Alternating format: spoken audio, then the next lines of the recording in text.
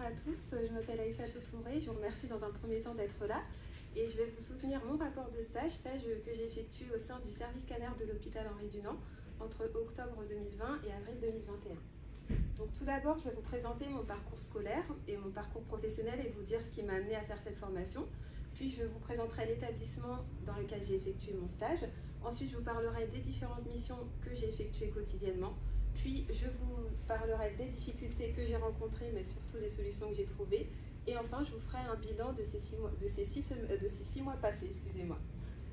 Alors, en 2011, après l'obtention de mon baccalauréat médico-social, j'ai décidé de me diriger en faculté de langue, mais je me suis très vite rendu compte que ça ne me correspondait pas. J'ai donc poursuivi en BTS développement et animation des territoires ruraux, ayant un intérêt pour le monde agricole et le monde associatif. Mais malheureusement, pour des soucis de santé, je n'ai pas pu terminer mon cursus. Par la suite, en 2017, j'ai obtenu un diplôme d'hôtesse d'accueil et ayant de l'ambition, j'ai souhaité poursuivre vers le métier de secrétaire juridique. J'ai travaillé durant 1 an au sein du cabinetage de Loite, mais je me suis très vite rendu compte qu'il y avait un manque d'aspect humain et j'avais envie de trouver un métier où je me sentirais mieux. Et j'ai fait beaucoup de recherches et mon choix s'est fixé sur le métier de secrétaire médical. J'ai donc postulé chez Avlis. Et j'ai été admise en juillet 2020 et j'ai commencé mon stage en octobre 2020 suite à mon admission au service scanner de l'hôpital Henri Dunant. Alors, l'hôpital Henri Dunant, tout d'abord, c'est un hôpital gérontologique donc, qui accueille des patients en unité de soins de longue durée. C'est également actuellement un des centres de vaccination du 16e arrondissement, mais indépendamment, il héberge un des 5 sites du groupe Imagerie Paris 16. Pardon. Alors voici les sites de l'imagerie Paris 16. Donc comme vous pouvez le voir, il y a 2 sites d'IRM, un dans le 16e arrondissement, un dans le 15e arrondissement. L'imagerie de la Muette, le centre Jean Bouin qui lui est spécialisé en médecine du sport. Et enfin le centre Henri Dunant où j'effectue mon stage comme vous l'avez compris.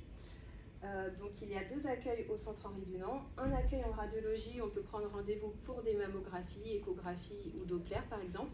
Et l'accueil scanner où on peut prendre rendez-vous pour des scanners abdominopelviens, des uroscanners, des coroscanners ou scanners thoraciques dont je vous parlerai plus en détail dans mon graphique. Donc comme vous l'avez compris, l'hôpital Henri Dunant est situé dans le 16e arrondissement parisien. Il est desservi par la ligne 9 du métro Aix-Elmance ou en voiture avec la D907 sortie porte de Saint-Cloud. Donc, je vais vous définir le scanner. Donc, scanner est également appelé tomodensitométrie. C'est un examen d'imagerie en 3D, qui utilise des rayons X à faible dose et qui nécessite, selon les examens, l'injection de produits de contraste ou non, de l'iode. Donc, voici le centre en image. Donc, comme vous pouvez le voir ici, le bureau des manipulateurs. Donc, c'est de là que les manipulateurs radio donne des instructions aux patients lors de l'examen et veille à ce qu'il reste stable. La salle d'attente, donc après l'examen, le patient se dirige en salle d'attente pour ensuite se rendre en salle d'interprétation. Donc c'est dans cette salle que le médecin interprète les résultats des examens et c'est également là qu'il accueille le patient pour lui indiquer ses résultats. Donc les horaires du centre, le centre est ouvert de 7h30 à 20h30 du lundi au vendredi et le samedi de 9h à midi. Et moi, je travaille donc du lundi au vendredi principalement, donc je fais 2 fermetures, le mardi soir et le vendredi soir. Et je fais une ouverture le jeudi matin, ce qui me permet d'avoir des tâches assez diversifiées. Et je vous en parlerai plus lors du bloc 1. Donc maintenant, je vous présente le graphique qui notifie les examens de scanner thoracique réalisés au sein du centre de scanner Henri Dunant entre décembre 2019 et février 2021. Donc comme vous pouvez le voir, donc, en décembre 2019, on ne comptait que 41 scanners thoraciques, à savoir donc, que le scanner thoracique est l'examen permettant de voir si un patient présente le virus de la Covid-19. Et donc, on constate une évolution en avril 2020 avec 281 scanners thoraciques réalisés, puis une diminution durant l'été et on reconnaît une hausse en octobre 2020. Et donc, on peut faire le lien logique entre l'augmentation de l'épidémie de la Covid-19 et le nombre de scanners thoraciques réalisés au sein du service. Donc, je vous présente maintenant l'équipe. L'équipe est composée de 9 radiologues Donc il y a le docteur Yannick Larvor qui est l'administrateur, également spécialisé en imagerie de la femme, tout comme le docteur Hélène Bayurel, le docteur Caroline Escourou et le docteur Gérald Vagenapel. Le docteur François Lafitte, lui, est spécialisé en neuroradiologie. Le docteur Marine Lato, elle, est spécialisée en imagerie cardiaque. Et enfin, les trois derniers docteurs, docteur Sébastien Malan, docteur Romain Bazelli et docteur Fabien Tailleux, eux sont spécialisés en imagerie ostéo-articulaire et en infiltration. L'équipe des manipulateurs radio, quant à eux, sont encadrés par Madame Pascale Catherine et ils sont donc au nombre de 6. Et l'équipe des secrétaires médicales est encadrée par Madame Élodie Bélanger, ici présente aujourd'hui. Et également, donc, on peut compter Madame Corinne Salman qui est titulaire depuis 4 ans au sein du service, mais qui exerce ce métier depuis une vingtaine d'années. Et nous sommes 3 stagiaires actuellement, dont 2 qui sont actuellement en parcours assistante médico-administrative chez Avis, donc Madame Branavi Sundara Mortier et Madame Berthe Blé. Donc maintenant, je vais vous présenter les différentes missions que j'ai effectuées. Donc en bloc 1, je vous parlerai de la préparation de mon poste de travail, puis en bloc 2, de l'accueil et la prise en charge du patient. Ensuite, je vous parlerai de la création et la mise à jour du dossier patient. Et enfin, je vous parlerai des différentes tâches administratives que j'ai réalisées. Donc tout d'abord, le matin, lorsque j'arrive, je vais chercher des clés à l'accueil. J'ouvre les différentes salles d'examen, donc la salle d'interprétation, le bureau des manipulateurs. Puis je me rends au secrétariat où j'allume mes postes d'ordinateur. J'ouvre mes logiciels dont je vous parlerai dans quelques instants. Ensuite, je consulte le planning du jour et j'active le répondeur. J'active le téléphone.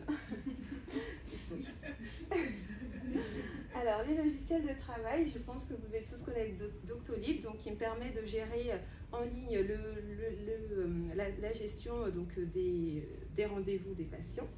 Le Gmail qui est la messagerie avec laquelle je traite les différents mails et j'envoie éventuellement les protocoles d'examen pour certains patients. Et enfin NG qui est la plateforme qui me permet de créer, de gérer, d'archiver, de stocker le dossier médical du patient.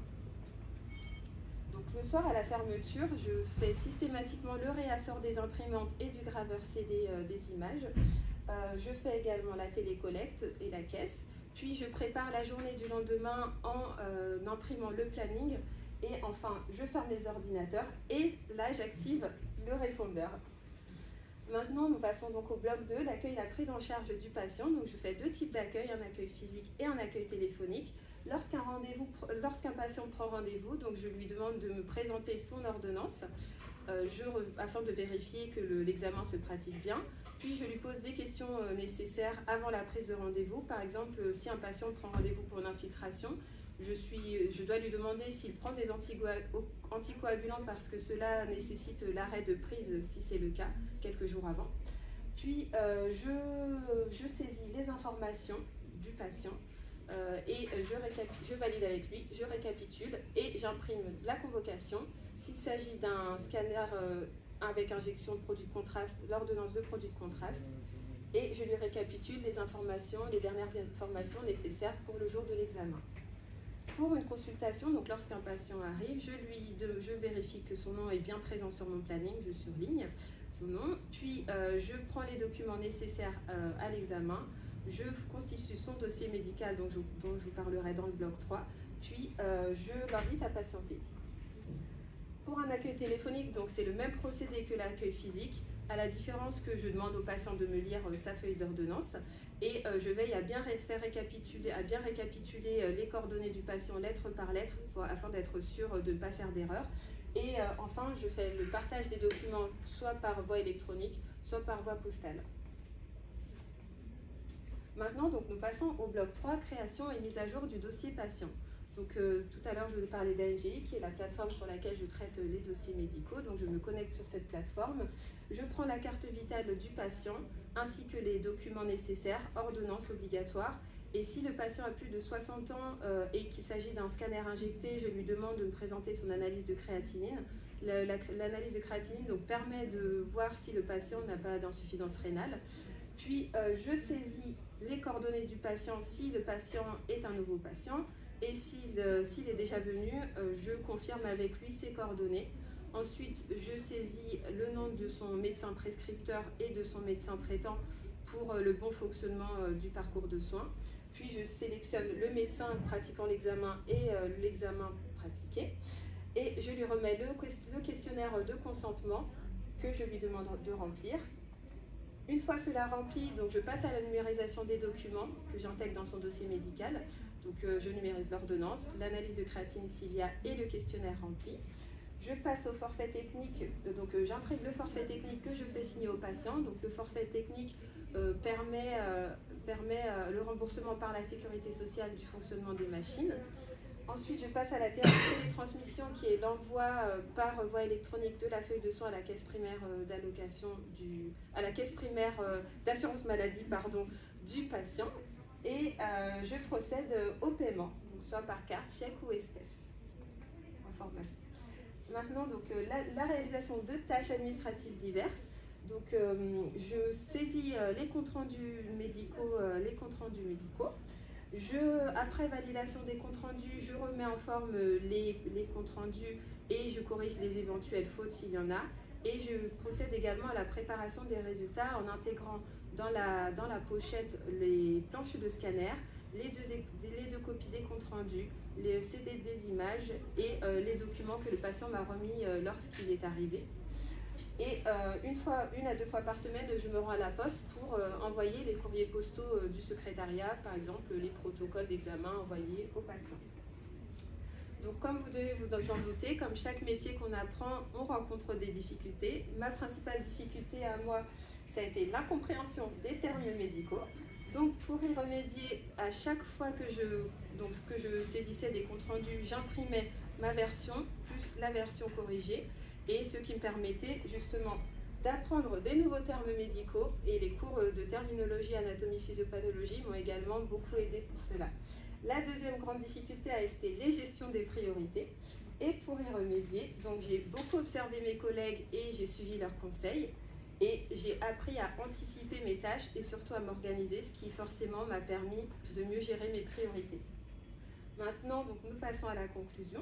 Donc, comme vous devez vous en douter, ces 6 mois ont été très intenses, mais très formateurs, dans le sens où allier cours et travail est très fatigant, je ne vous en cache pas.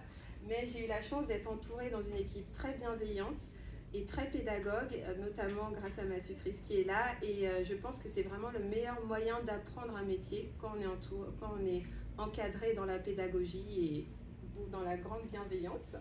Et ça a été également un grand enrichissement professionnel et personnel, dans le sens où aujourd'hui j'ai plus confiance en moi.